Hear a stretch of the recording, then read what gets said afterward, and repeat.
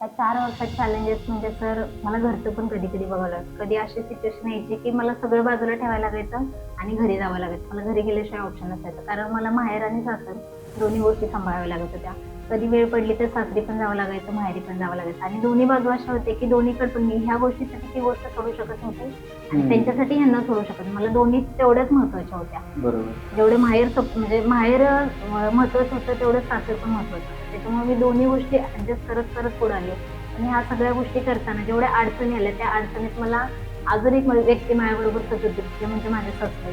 मला अक्षरशः कुंभार सर तर सारखे चिडवायचे, की म्हणजे त्यांना मी समोर दिसली, की मला म्हणायचे, की कानाला आपला मुद्दाम फोन लावायचे. म्हणायचे, "हां, तुम्ही तिला ना घरी काम लावता ना म्हणून ही चालली, तुम्ही तिला घरी घेऊन जावा" म्हणायचे. "कपडे भांडी धुवायला घरी घेऊन जावा."